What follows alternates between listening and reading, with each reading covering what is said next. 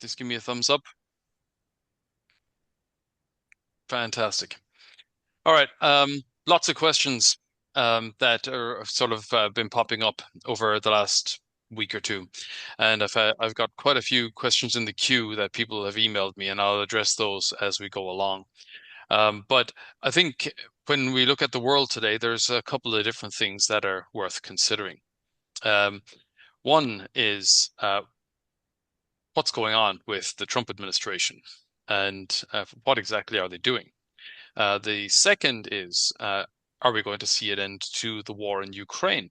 And what would that mean for everybody?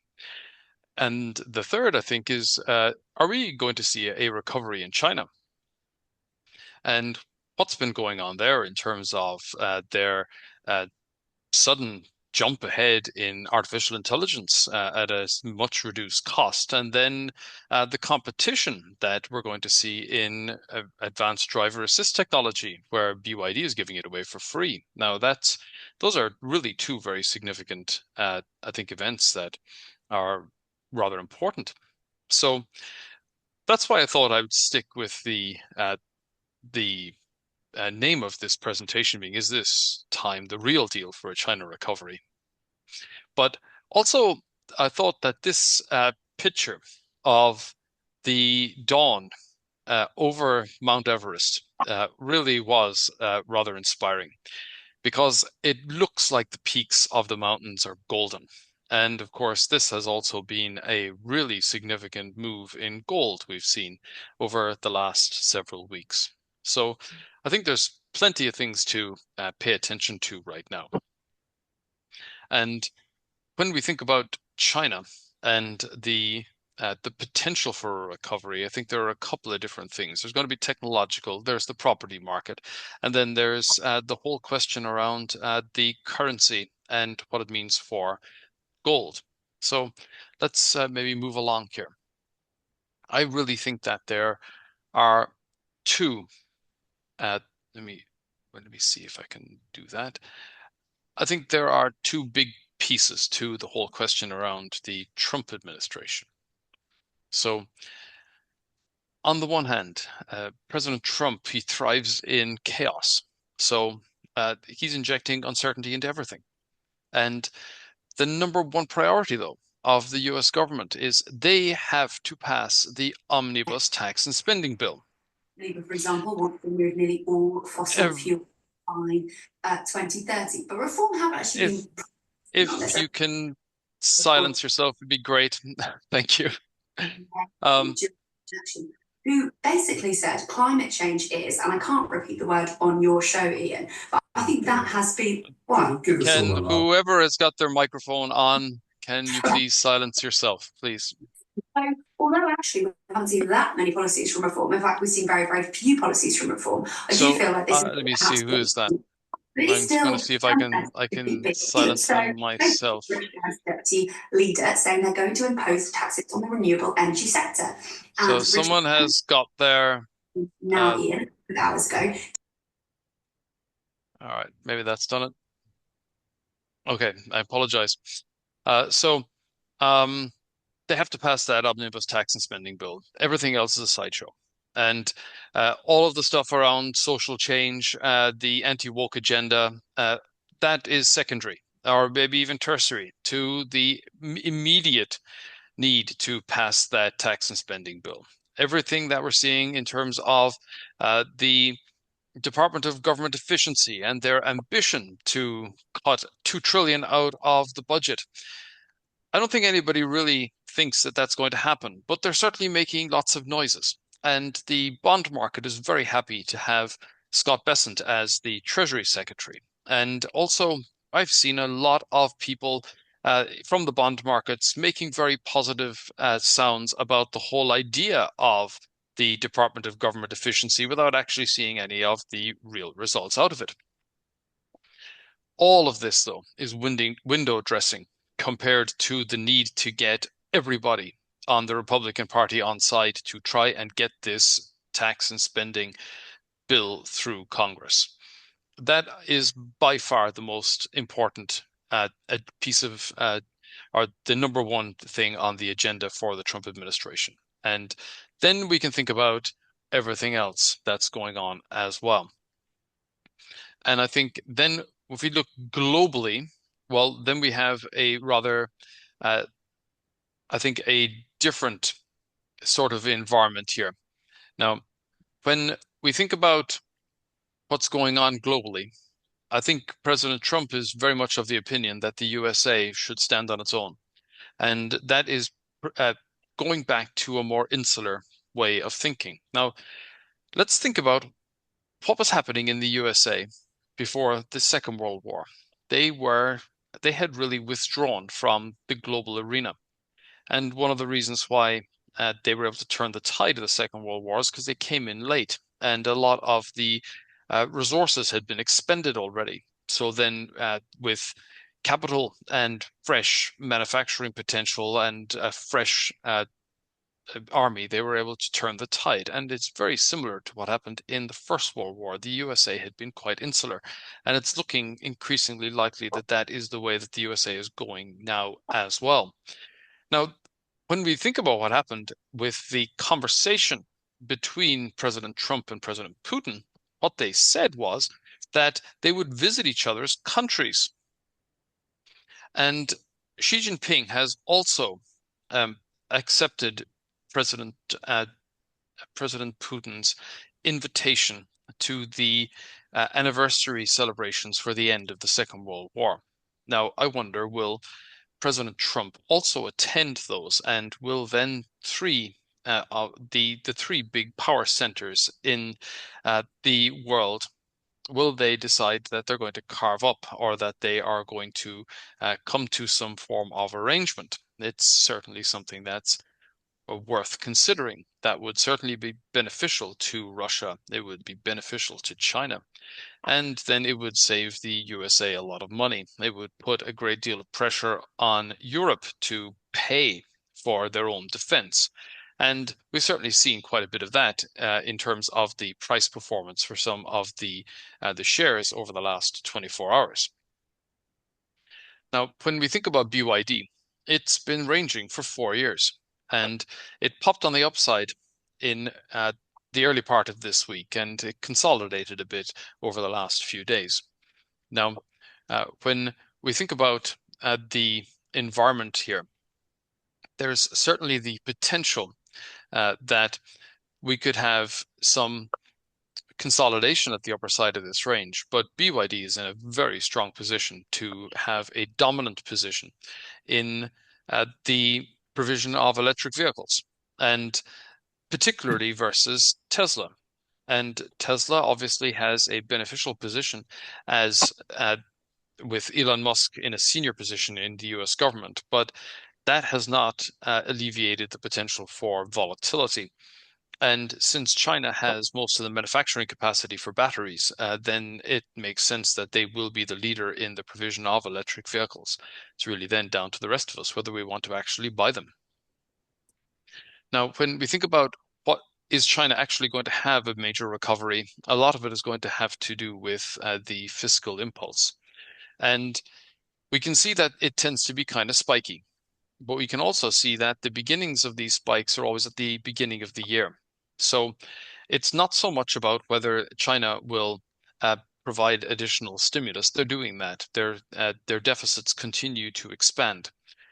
But rather, are they going to persist in expanding those deficits through the end of the year? And if history is any guide, that's looking to be rather unlikely. Now, when we think then about the property market, then this is the price per square meter of properties in tier 3 cities. So we can see that it has been trending downwards since 2017. But over the course of the last 2 years, it hasn't really gone anywhere at all. So some of the downward pressure on the tier 3 cities is abating. When we think about the tier 1 cities, well, prices really haven't gone anywhere since 2022, but they haven't really gone down either. But these are the primary cities like Beijing, Shanghai, Shenzhen, and Chongqing, and of course Guangzhou. So those are I would say, the prime areas of real estate for and desirability for the entire country.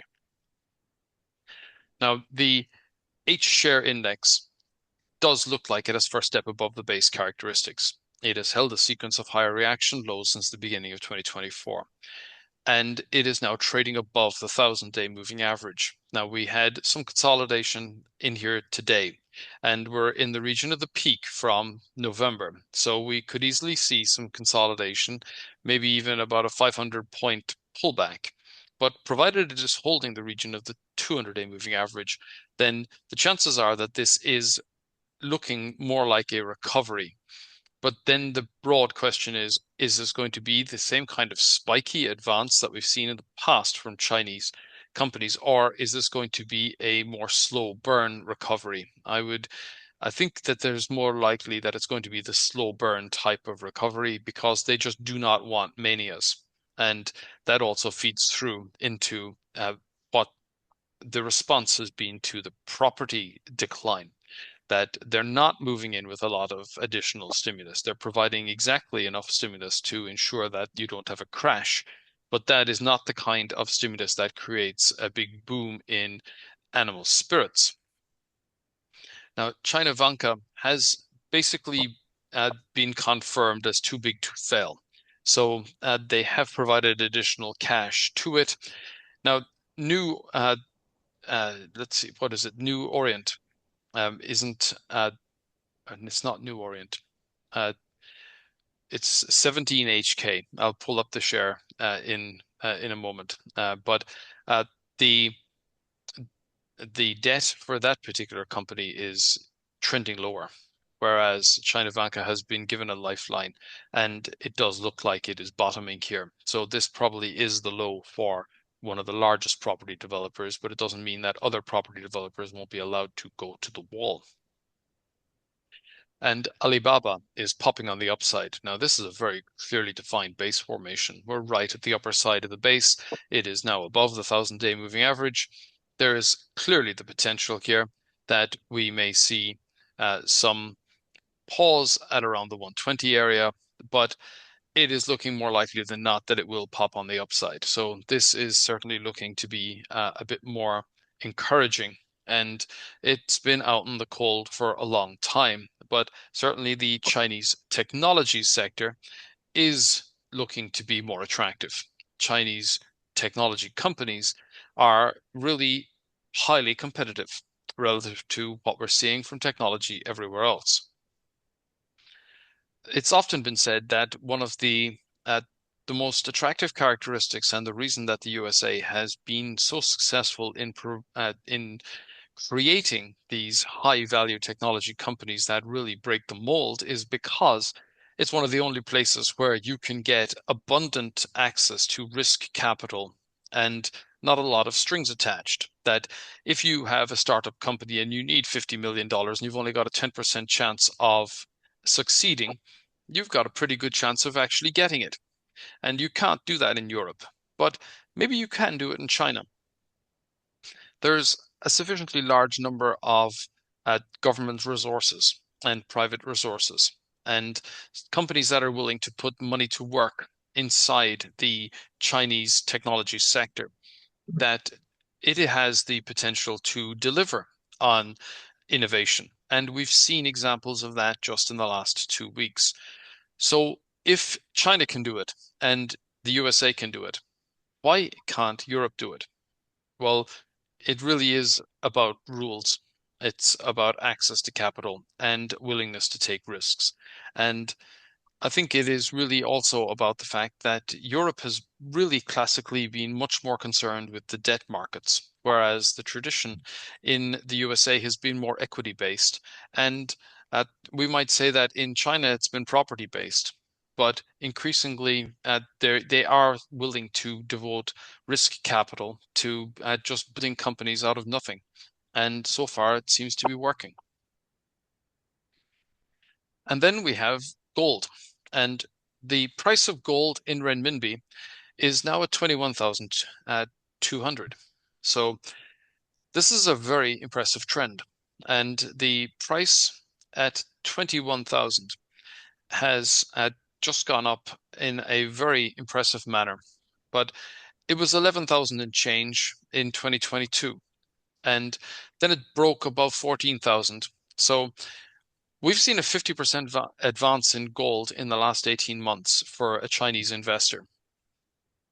And from the perspective of an investor that is a gold buyer, that's really a very significant return.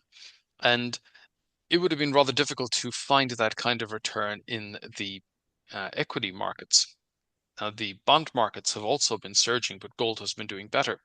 So gold doing this well, it really suggests that Chinese investors that they are disappointed with the performance of the property market. They're disappointed with the performance of the equity market, and they've been shoving their money into bonds and into gold. And that is a fundamental demand driver. The other big country that buys gold is India.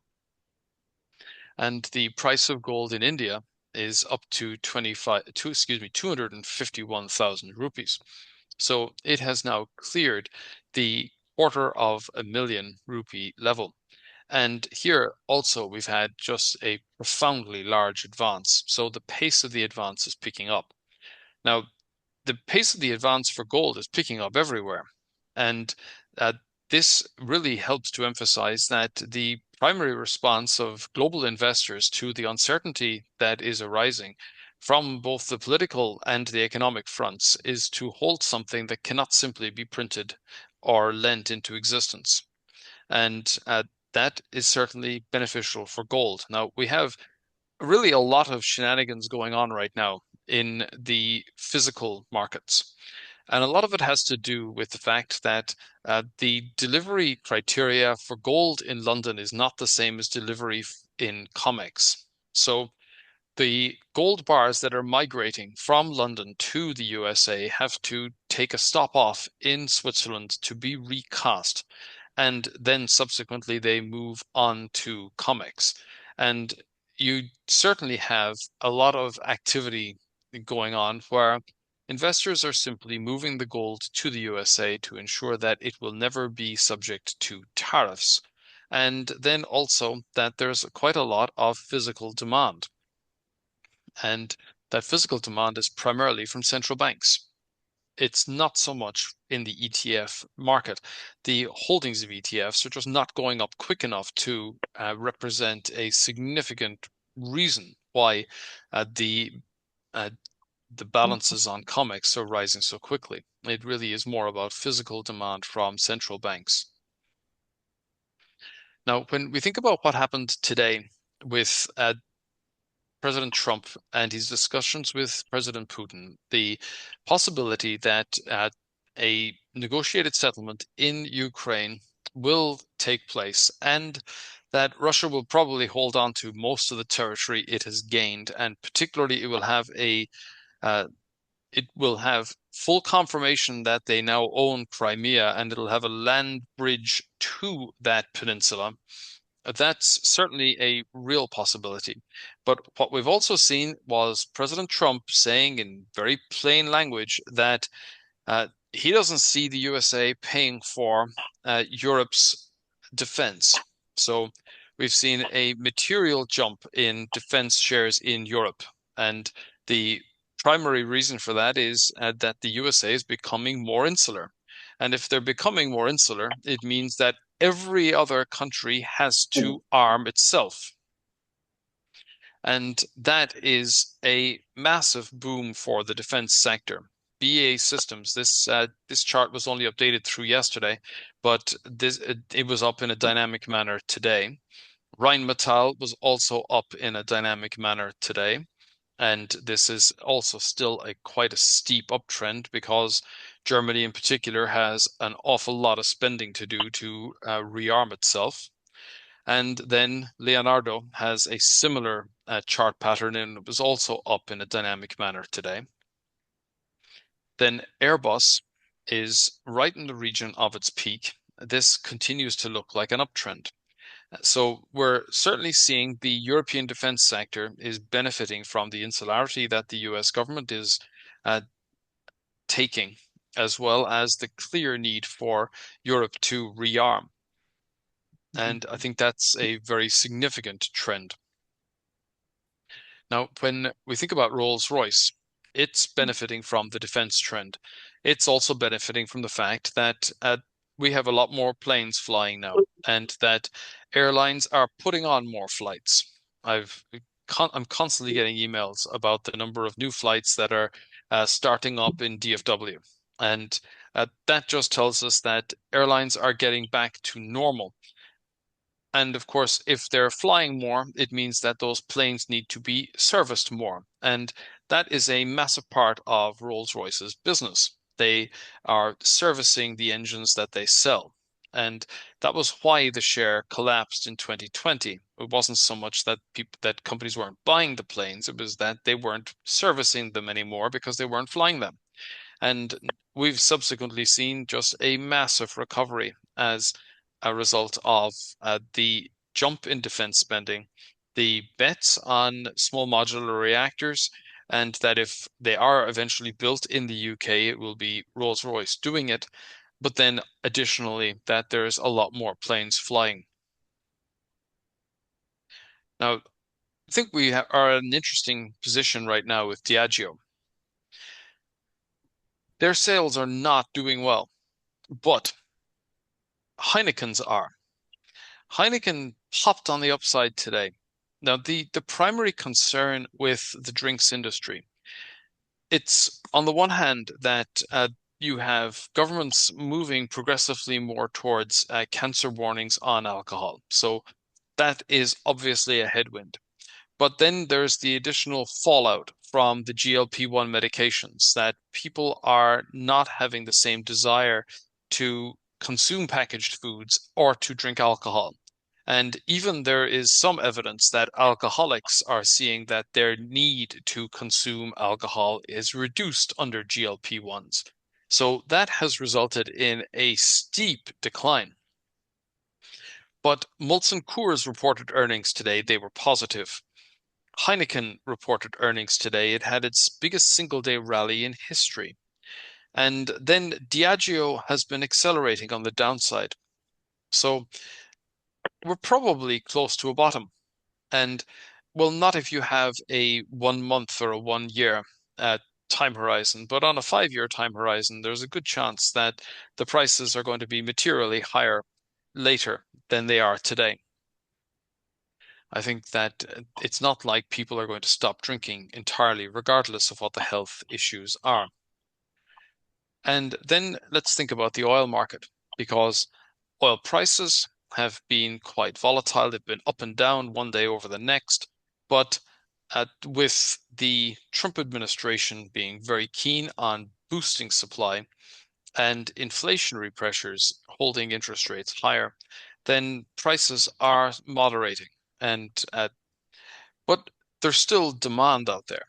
And we're definitely seeing that with the prospect of Europe uh, moving towards a more peaceful situation, even if the eventual treaty with Russia isn't going to provide Ukraine with nearly as much as they would like. The reality is that Europe will need energy, and the economic revival of the region, particularly as a peace dividend takes hold and as money is made available for rebuilding, then that's going to create demand for energy on the continent. Repsol is increasingly likely that this is a low of near-term and potentially medium-term significance. Then we have insurance companies with an asset management arm, and that ING is right at the upper side of a range that's been forming now for a decade. And it has the potential, at least, that it will break on the upside as the peace dividend takes hold.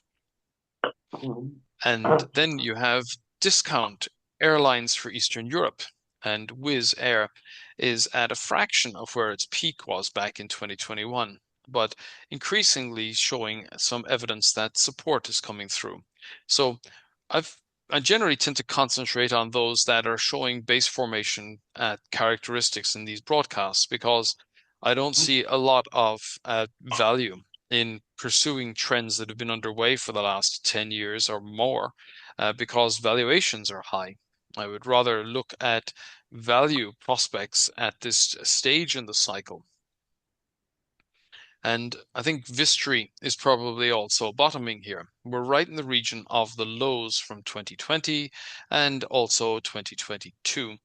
And this has been just one bad news story after another over the latter half of 2024. And now I think that is coming towards an end. They are still going to be building houses. It's simply that they will need some assistance from the government and for the government to follow through on some of their promises. But it does look increasingly likely that this is the low. And then we have these kinds of trends where you have a long sequence of lower rally highs. And SSP Group has been just drifting downward since 2021. And now the share is trading back above the 200-day moving average for the first time in 18 months. So we're at a rather interesting juncture here. And the first upward dynamic, particularly a move above 200, is going to break that downtrend. And when I think about everything that's going on with gold and the precious metals more generally, well, if there's going to be a lot more refineries used to break down the bricks from London, that's really quite good news for companies like Johnson Matthey.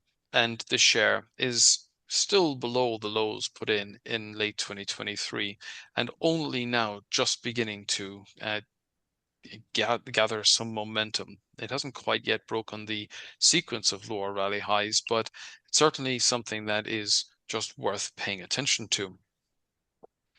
And then Diversified Energy is another energy company that has broken a downtrend, where we had a very steep decline all the way down from the peak in late 2022.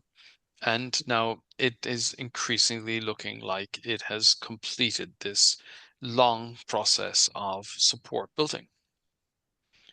And then Babcock International hit a new recovery high in here today. Now that's more like a global property developer.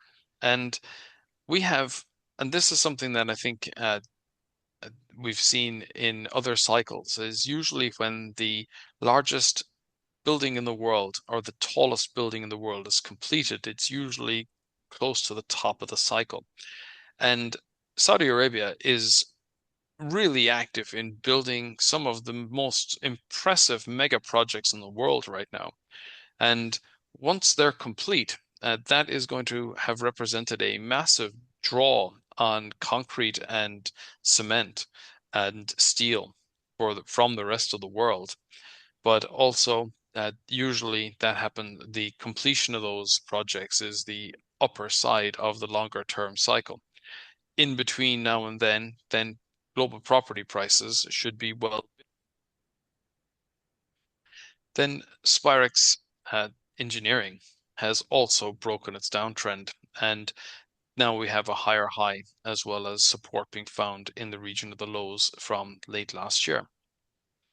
Schroders has broken its downtrend. So we've seen a really significant recovery in asset managers in the UK.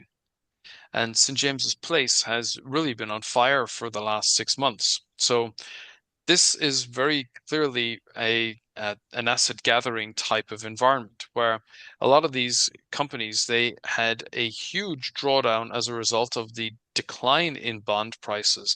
They've really had to write that off. And now they're in a position where they can redeploy some of those assets. It's really been a very difficult time for asset management in the UK, but it does look like they're coming out the other end of it. And they have been really quite successful in gathering assets. And Prudential has also now finally broken out of this little base that's been forming for the last 6 months. So that's another one that has broken a steep decline over the last 2 years, dropping from 1400 to around 700 is a very significant downtrend. And then we have the strong performance of the banking sector. And let's think about why are banks doing well? because it's not just Standard Chartered. We've had the FTSE 350 banks and the European banks all breaking on the upside. And in fact, it has been the banks have been the leading advancers in several of those national indices in Europe. On the one hand, they now have an interest rate, so they've had to survive for the last 15 years with no interest rate, no net interest margin. Now they get one, so that's obviously beneficial. Then they have the possibility that peace will break out and that there'll be considerable demand for credit if we see a greater commitment by Europe to rebuild Ukraine, which I think is very likely. That's certainly beneficial for the financial sector.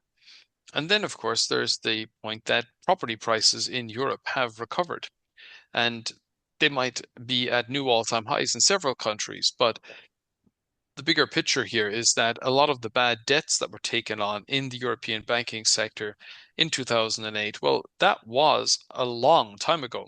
And it just takes time to repair balance sheets. And the strong performance in the banking sectors suggests that they are probably coming out the other end of all of that.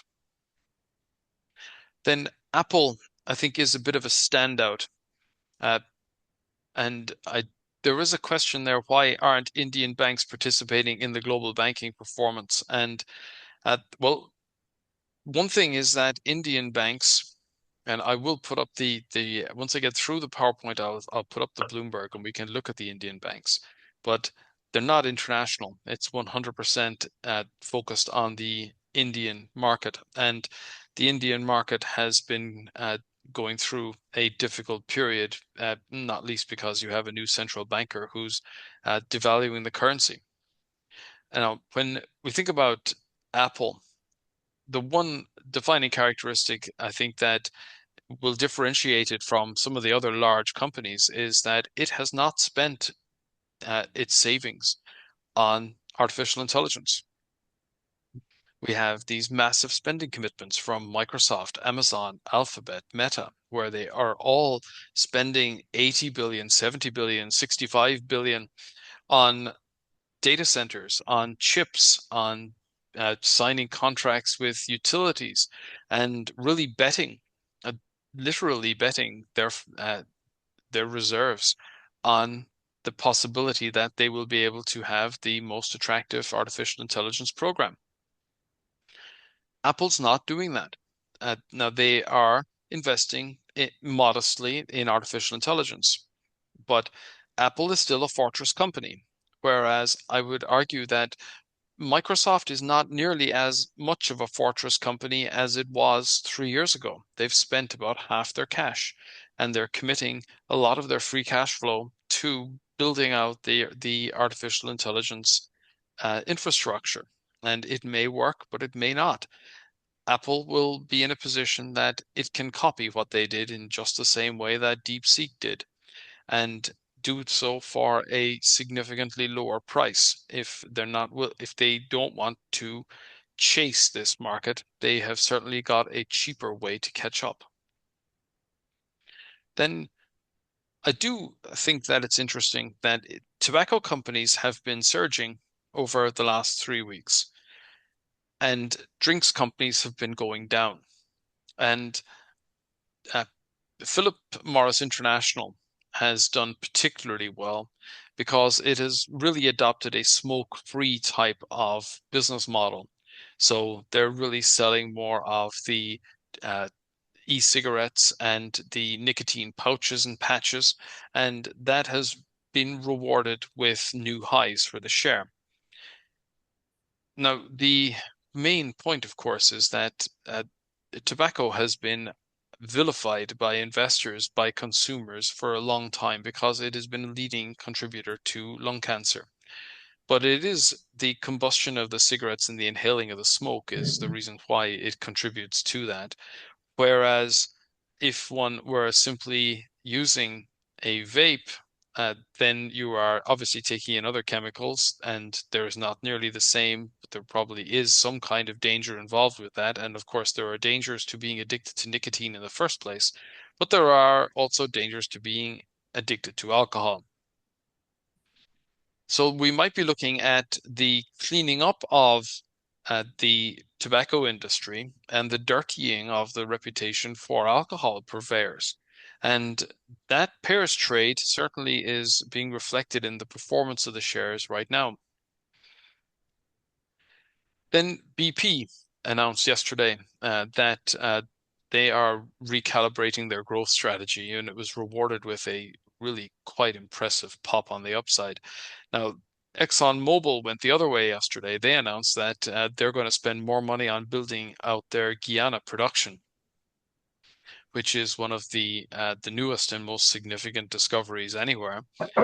And that share dropped, and BP has started to appreciate. Nestle is also one of the big sufferers from the demand for GLP-1s, and the share has about halved from its peak in 2022, and now we're starting to see at least an unwinding of the short-term oversold condition relative to the 200-day moving average. But this is a company that is now a water, coffee, and pet care provider, and demand for water and coffee is going to be impacted by GLP-1s, and then pet care is its second largest business unit right now.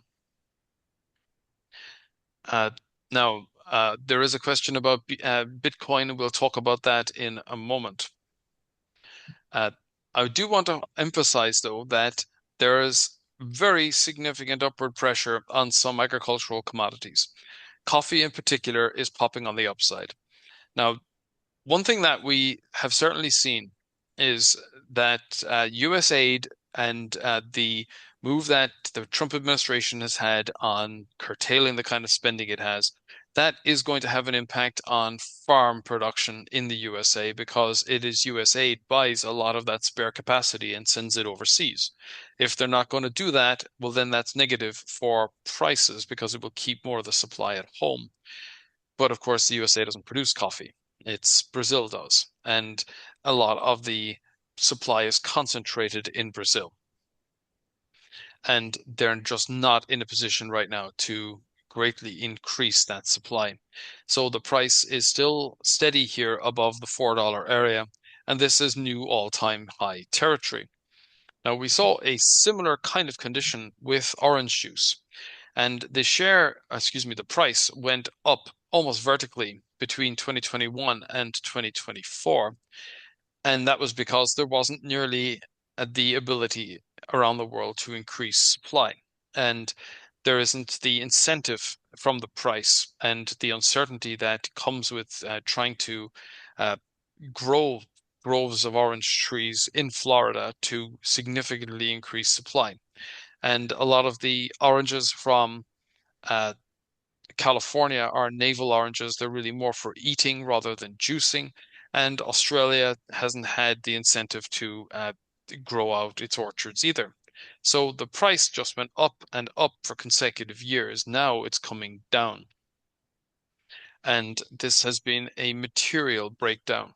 So when we look at the performance of the agriculture funds, then this is a futures fund. It does not go up in an environment where you'd have large numbers of contangos. So you have backwardations in several of these commodities, as well as strong trends. And those two requirements are necessary for a futures fund to advance. And that's exactly what's happening. And it's been underway since 2020. And that is something that will contribute to some of the inflationary pressures. I wanted to also just revisit this portfolio I put together back in August. The last time I updated it, it was about 2% ahead of the S&P 500 since August. Now it's about 2% behind the S&P 500. And I haven't been monitoring it and I haven't been cutting positions. So this is just raw performance. But certainly there's been some big winners and some big losers. And then it's several of those UK property companies have been the worst performers and they do look like they're bottoming. And What I intend to do over the course of the next week is to release a fuller portfolio for 2025.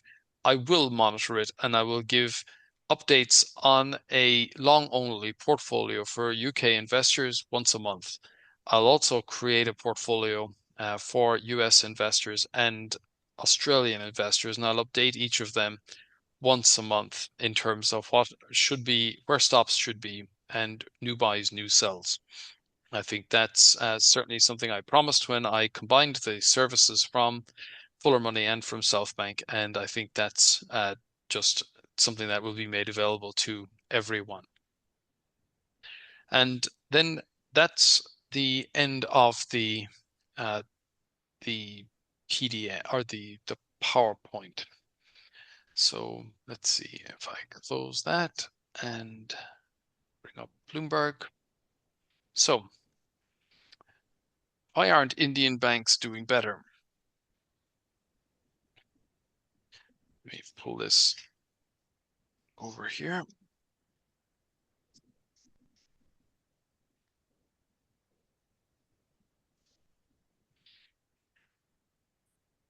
The Bombay Banks Index has not pushed back above the 200-day moving average. And let's just think about why that is. There's, I think, a good reason is Leon, we that, don't have that on the screen at the moment. We've got your outlook. okay, one, now let me pull that up. If I pull this over here, now what have you got? Outlook still. Oh, it's Outlook. Okay. Now we've got Bloomberg. All right. That's very peculiar. All right, let me see if I can change the screen I'm sharing. And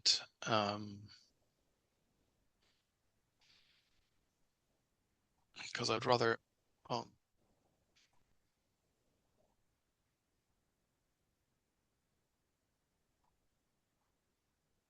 so now you can see the Bombay Banks Index, or it should be just popping up now.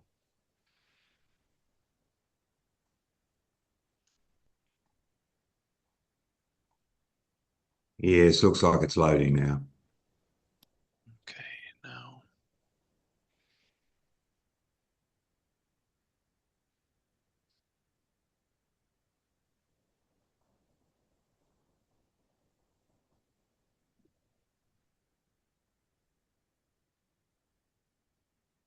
Okay, so if I share 3 now.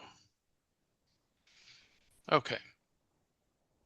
I'm just going to put the one in front of my eyes so I don't have to, so I can sort of keep one eye on the chat and one eye on the screen without turning the bald part of my head to the camera. Yeah. Okay. The Bombay Banks Index, it looks like it's broken its uptrend. And I think a good part of the reason for that is because you've got a new central banker who's devaluing the currency. And they're leaning on speculation within the market. Now, the rupee strengthened up in here today, and the dollar has been weaker. So that's the first evidence that maybe some support is starting to come in. But we had the mid caps in India among the best performing indices in the world for the last several years. It was the only index that was really keeping pace with the Nasdaq between about 2022 and 2024. But that was being led by a large number of retail investors.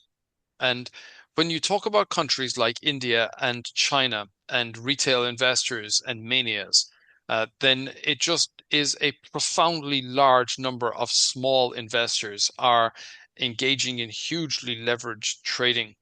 And that's kind of what was going on in the mid caps in India. And then the central bank intervened and they've been squeezing and they've been raising uh, they've been raising margins for small investors. They're forcing them to close their positions.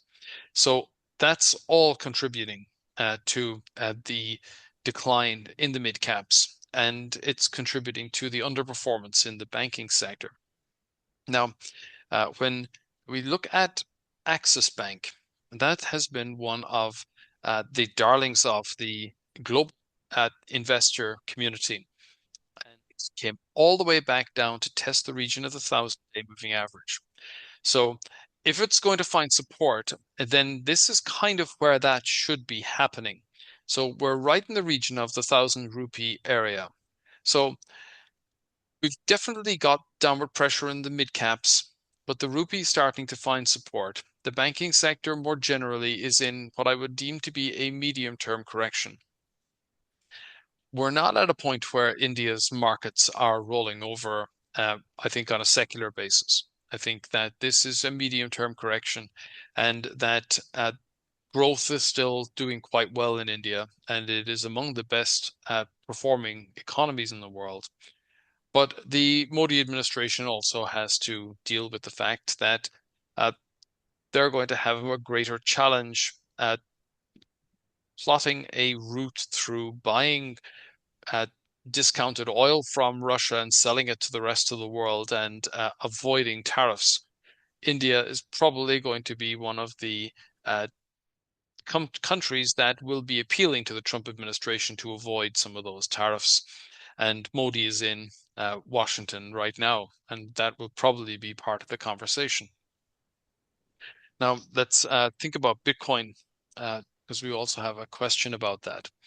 Well, Bitcoin prices have been basically just going sideways for the last 3 months. So now it raises the important question.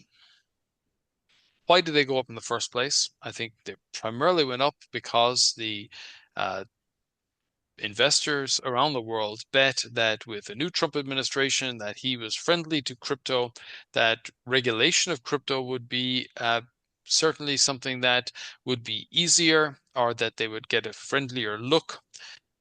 But then there's also the bet that a new Trump administration would spend a ton of money, create a ton of money, and that would be a big liquidity boom for the global economy, and then that would help to boost Bitcoin.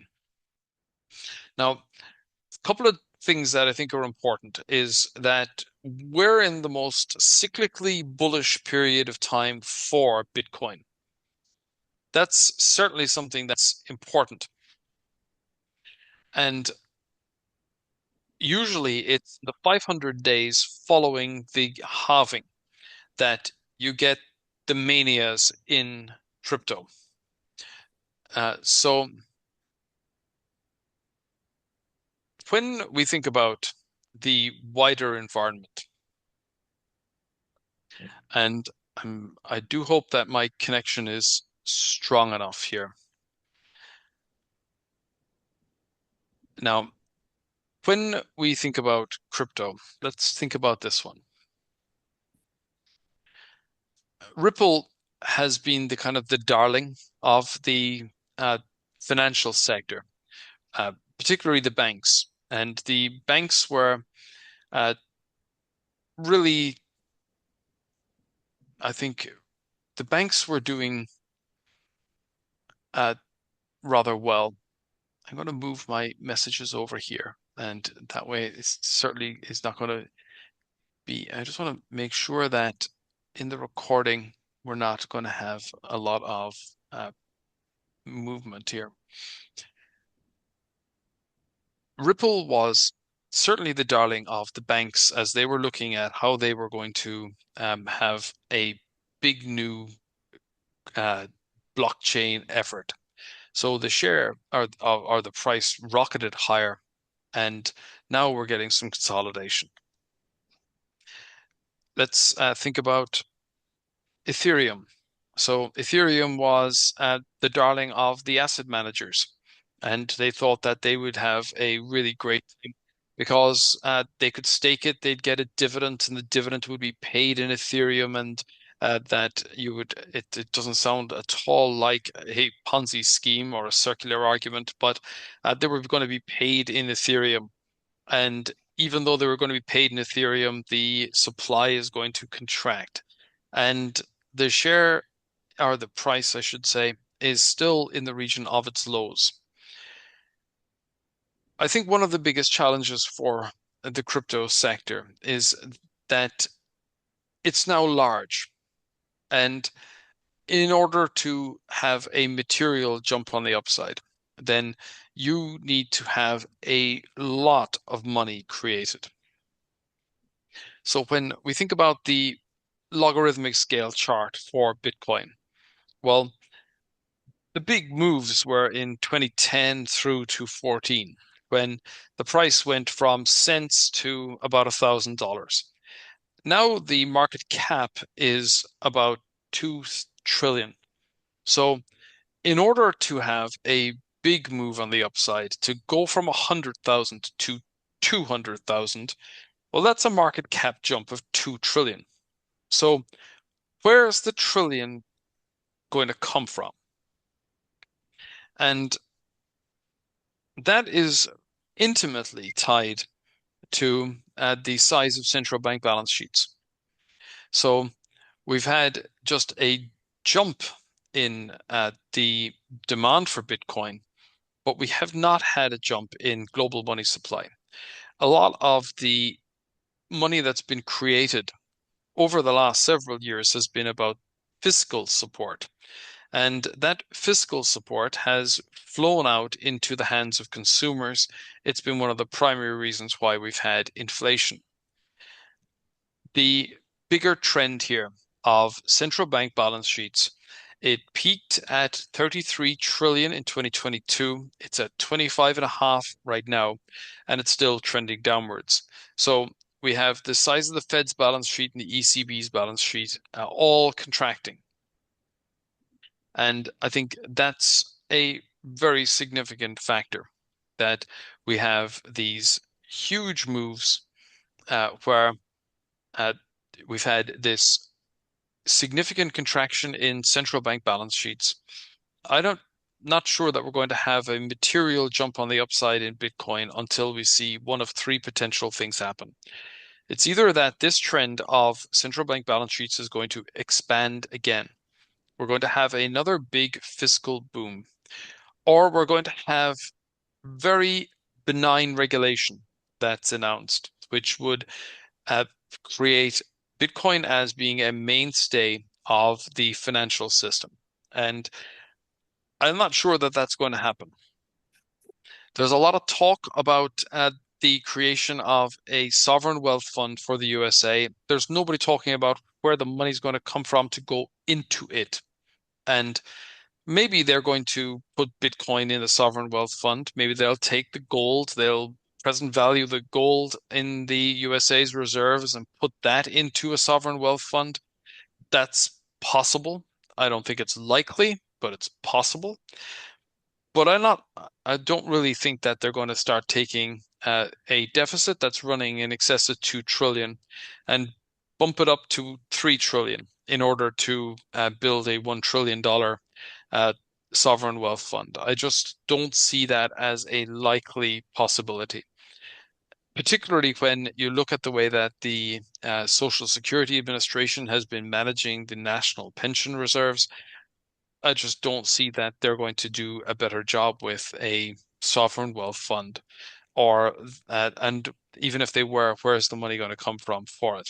So we're in an environment right now where Bitcoin is just going sideways, and it needs to get an additional catalyst to push it on the upside, and that has to be a significant catalyst to really drive that market higher. Now, let's think about MicroStrategy, because this is really a leveraged play of Bitcoin, and the price right now is down significantly from the peak put in, but not breaking on the downside. So if Bitcoin pops on the upside, MicroStrategy will do better. Now, the next broader question is what happens with the mining companies? And Riot, for example, has it popped on the upside about 3 weeks ago because of speculation about a single stock ETF. came back down to the lower side of its range. It's in positive territory again in here today. This looks like a first step above the base. There aren't that many new Bitcoins that can be created, but those that will be from these mining companies. And they are going to be quite profitable on every Bitcoin that they create. And so far, they haven't moved. I think when Bitcoin does get an additional catalyst, then it will benefit, but we're not seeing that just yet. And I do wonder, and this is the risk, is we've seen big pop on the upside from gold, and gold prices have been just rocketing higher and now approaching the 3,000 level in the USA. In US dollars, I think that's potentially a point of consolidation. But the gold shares have not been breaking out. Now, they've certainly been steadying, and this does look like the upper side of a long-term range, but they're not at new all-time highs. So we're getting a little bit of that competition for the mining companies from ETFs in the precious metal sector. And I think now that we have ETFs for Bitcoin and the other cryptos, then that's also creating competition for the mining companies from an investor's perspective. Now I've got another question here is you flag BYD as a potential beneficiary of its free autonomous software versus Tesla's. Could BYD Electronics become the leverage play on this trend? Smaller market cap, potentially higher growth. I think that's quite possible. Now let's just look at what that would be in a pairs trade. So if we do BYD Tesla, and we just divide one by the other, and then we do BYD TS, then we can see that it's going to have been a really lengthy period of underperformance, but now we've seen a material jump. What I find interesting is that the Tesla advance from 2016 to 2020 was the big period of underperformance by BYD. And over the last couple of years, then they haven't really been all that different. So maybe we're going to see Tesla underperform relative to BYD. I think there is certainly a possibility of that. They're certainly going to have to engage in a lot more price competition, and that's going to compress their margins. I think that's a very realistic possibility. The share, though, is bouncing over the last couple of days, and having Elon Musk in the White House is a bit of a wild card on that. Now, then with liquidity support for China Vanke announced, would you think we now have downside protection, potentially upside optionality? I think that's quite a possible scenario. So I think that's certainly something that could be a beneficial outcome for the broad possible environment for the Chinese property sector. I think that we're still going to have a difficult environment for property, but we're coming out the other end of it. And some of those property developers will do better than others. I think we're not yet at a point where they're all, whether they're all going to survive. And I did say I was going to put up 17 HK. New World. I kept thinking New Colony. It's New World Development. I'm sorry. That is still trending on the downside. That has not been deemed too big to fail, and they're having issues with their debt. Now, let's look at some of these other questions. Well, a few ideas. Why don't financial experts such as Owen in England and the USA have more of an input in running the country more like business within budgets? Mrs. Thatcher has been the best in that regard, but no one else comes close. The current crop of politicians only know how to spend lots of monies to no great purpose. The UK is in a terrible mess.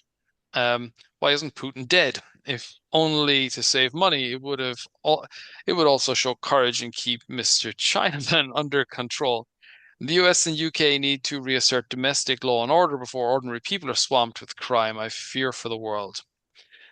Now, putting financial people in charge of the economy, well, you get a bit of that in the USA, where a lot of the ministers in the government are political appointees rather than running or that they're members of parliament. So Scott Bessent at the Treasury being a titan of the financial industry is certainly possible.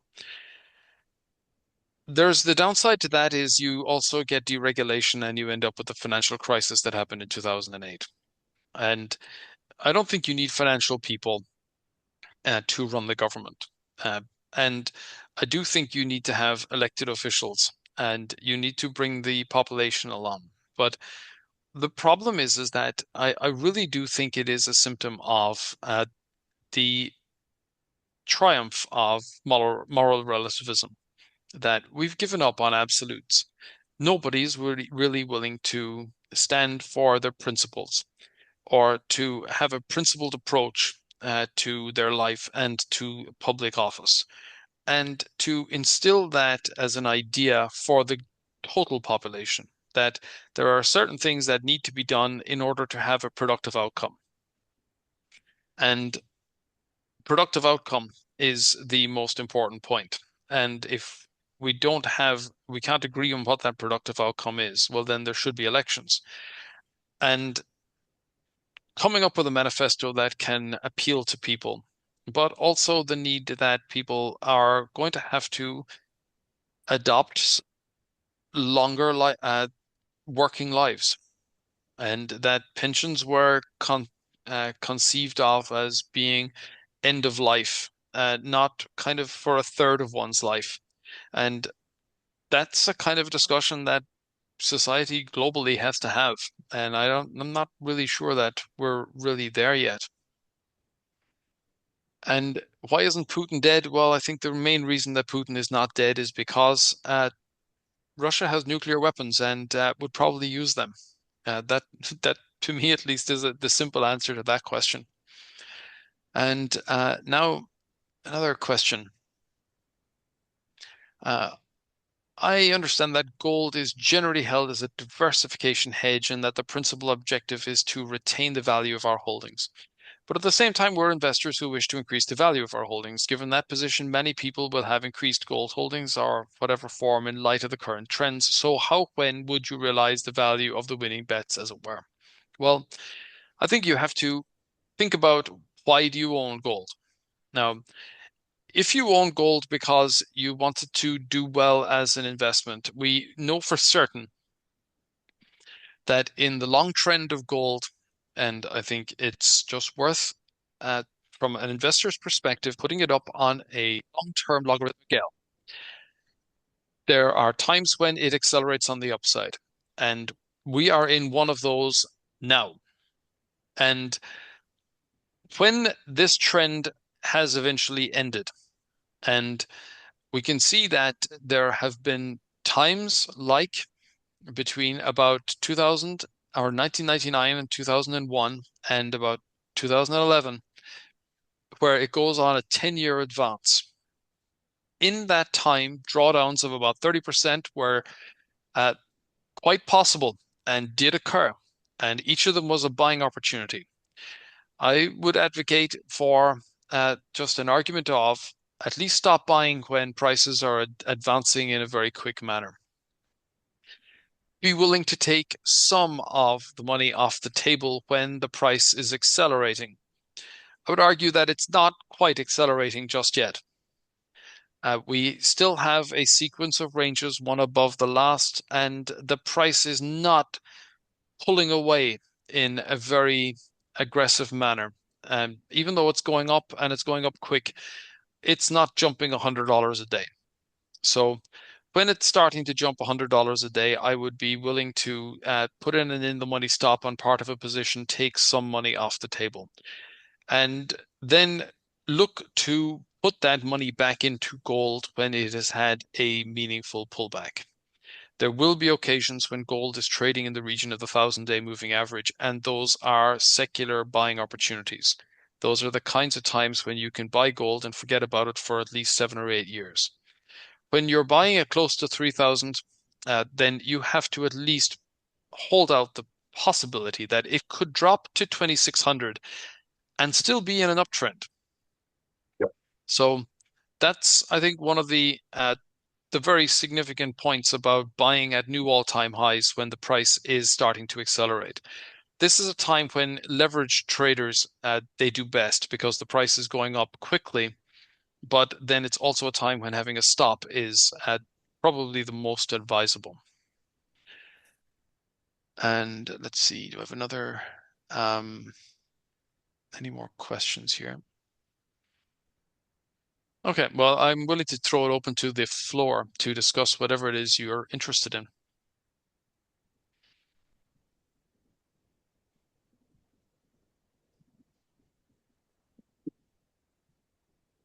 I'm gonna pull this over here. Are there any other questions?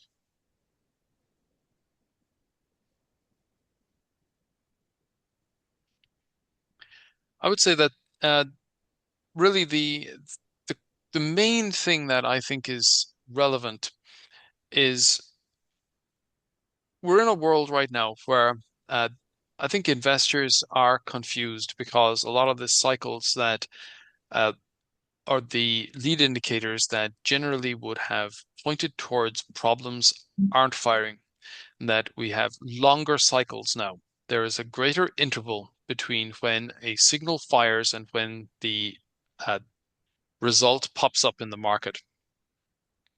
We have had a very significant trend of technological innovation for the last 15 years. The pace of that advance is still very impressive. There's a vast amount of cash being devoted to it.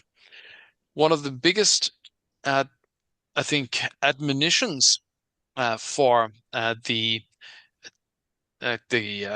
corporate sector over the last decade has been that they were not spending on capital spending, that instead they were just saving their cash. Well, now they really are investing heavily in capital expenditure, and we're talking hundreds of billions, and that is certainly pushing its way out into the wider economy. You're getting construction projects, you're getting transmission cables, you're getting utilities expanding. Those are big infrastructure projects that are underway, and it's one of the factors that's supporting economic growth. It's also supporting inflationary pressures, and inflation is starting to pop up again. Thorsten Schlock, he posted an article today and highlighting a chart where we've had this move on the upside in inflation over the last week or two, or last month or two. We had this initial spike of inflation in the early 1970s. Inflation moderated, and then it really spiked again in the latter half of the 1970s. And now inflation had moderated, and now it's starting to turn again. So are we going to have a new inflationary cycle? Will it be driven by supply issues because of tariffs? Will we have a reordering of global trade? And will that increase costs? Duplicating a supply chain is costly, and it does look possible that that is what's going to happen. And maybe that's why gold is so firm, because investors are looking at that uncertainty and they want to insulate themselves from it. And Nvidia has rebounded quite impressively the last couple of weeks. And then let's also just remind ourselves that oil prices aren't spiking. So the big driver of inflation in the mid 1970s was the oil embargoes, but oil prices have held a sequence of lower rally highs since the end of 2023, and they're pulling back from the region of the 200-day moving average again. And let me just...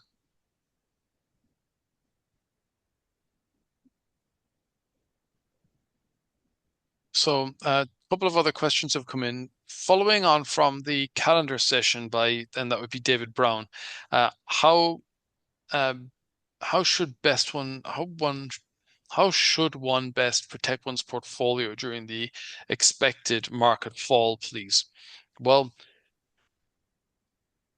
the kind of traffic light calendar that David Brown came up with, it's really looking at trouble more towards the latter half of this decade. And I would anticipate that the Mag 7 are where the epicenter of risk are. They represent a rising proportion of the global market cap, and particularly the US market cap. They've made a huge bet on whether artificial intelligence will be the big thing and that they can solve it by enhancing the volume of data that it can handle. And they don't appear to have solved yet the inaccuracies. So it could be a lot of sunk capital. And if it does turn out to be a lot of sunk capital, it will be deflationary. A lot of the money that's been devoted to building out the utilities will result in lower power prices because there'll be excess power. And that could represent a significant issue for some of these markets. So I would say that if you're going to think about insulating your portfolio, then you just need to pay attention to the Mag 7. Even in an environment where you have a recession, there will be sectors that do best, that will do well. Having a willingness to go to cash is certainly something that would be beneficial. But it's important to also emphasize that we're asking these questions during a big uptrend, and the markets are still going up, and Europe is breaking on the upside. And the FTSE 100 has broken out of a medium-term range. European indices have broken out on the upside. So there's certainly the possibility that simply identifying where the epicenter of risk is and watching it like a hawk is probably one of the best things one can do to insulate oneself from risk. Because it is those Mag 7 are the epicenter of risk because they were fortress balance sheets and they're no longer fortress balance sheets, and there's a lot of reckless spending going on. Now, if it turns out that it works and they do solve for general AI, well, then it will all come good and we'll have this massive productivity gain. But then we'll also have social change, and there is also the possibility that we'll have greater geopolitical conflict. And I think that is certainly something that we just have to be willing to watch what's happening in the markets and adjust accordingly. How am I going to structure the proposed portfolios? Well, the best way that I can. But I will certainly adopt an equal weighted way of thinking about it. I think equal weighted portfolios are the best way to generate performance. I will monitor trends. I'll stick with my winners. I'll cut the losers early, and I will have a mix of technology, but also trends that I think are developing. I think that we have a developing environment where there is significant movement in financials. And what that suggests to me is that governments are broke and central banks are over-levered. So if we're going to have a boom, it has to come from the financial sector because they create liquidity. And the path towards that is towards deregulation. And everything that's happening right now is pointing towards deregulation. So I think we're going to see the financial sector be among the best performers going forward. And I will have, I think, an overweight position in financials and those related sectors as we go forward.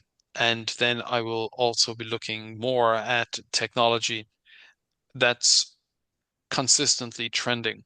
I think if AI is going to work, then the infrastructure plays will be questionable and the providers of services will be the big beneficiaries.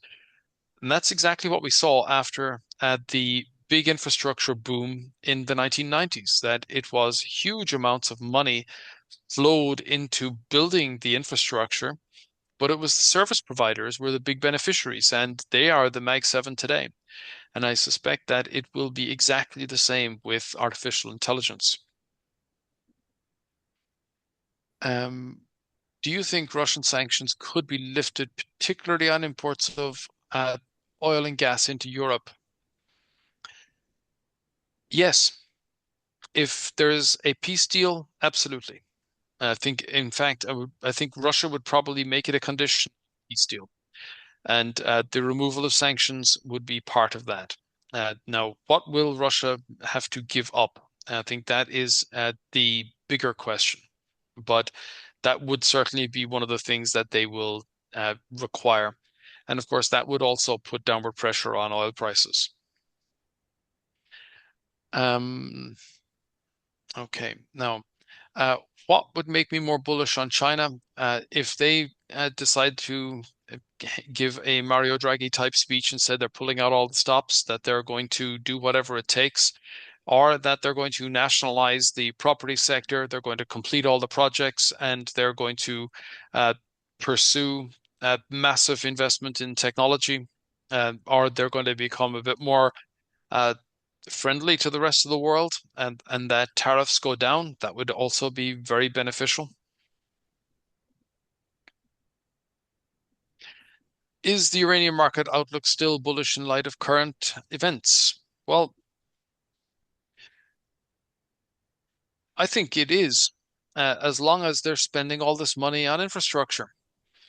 But the problem is, if that money is going to money heaven, then the bigger question is, why was uranium going up? I think there are two reasons uranium was going up.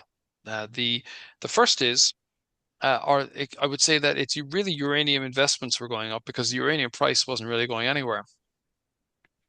One was the big question around uh, how do you insulate yourself from total reliance on China, or on, excuse me, on Russia's nuclear fuel cycle. You have to build your own. So that's really beneficial for companies like Centrus, where they are producing the high assay, low enriched uranium, and that's the fuel for the small modular reactors. So that's beneficial for them. The uranium price, well, then that really is totally dependent on supply as well as demand from new reactors. And the whole outlook for building new reactors is the driver for uranium pricing. Well, small modular reactors will require more fuel and higher enriched fuel that's more uranium. So that's beneficial. But if peace breaks out, then the possibility that Russia will not be supplying enriched fuel, that's not as compelling. So I do think that we're going to see a greater number of reactors built. The large companies building data centers, they're very concerned with the emissions of those centers as well as the necessity that they have base load. It's not simply that they need base load. They need 100% reliability because the sensitivity of those chips means they can't take phase changes, and they certainly can't have blackouts. They can't have power surges. So they need total reliability of base load. And that means that having their own captive nuclear, their captive nuclear energy is certainly something that's very attractive. It's been one of the primary reasons why companies like Constellation Energy had done so well, pulled back very sharply after the announcement of DeepSeek, and now we're in a ranging phase. There doesn't seem to have been any slowdown in the build out of these data centers. Now, there's going to be a significant mismatch between when they become available, when new provision of electricity comes onto the market, how it's taken up. So that is a recipe for a lot of back and forth action.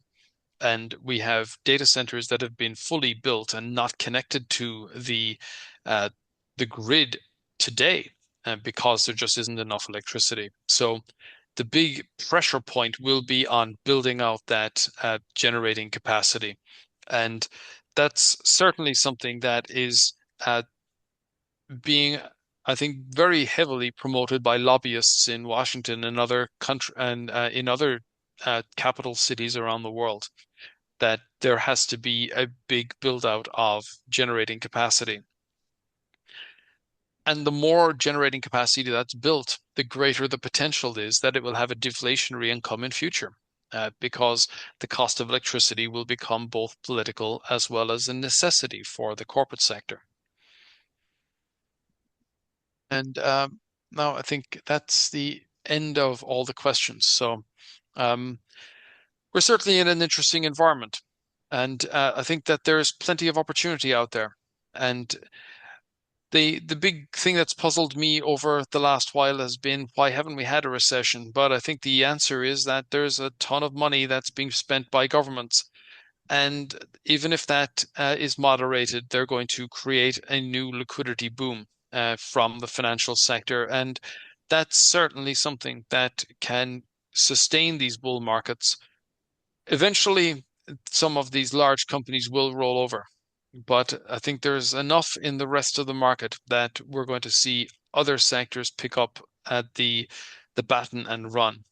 And I think that when we look at the base formations that I went through in the early part of the broadcast, I think that there's certainly recovery potential in plenty of sectors outside of the technology sphere.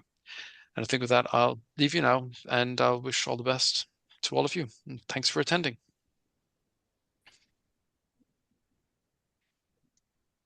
Now, I'm going to stop the share now.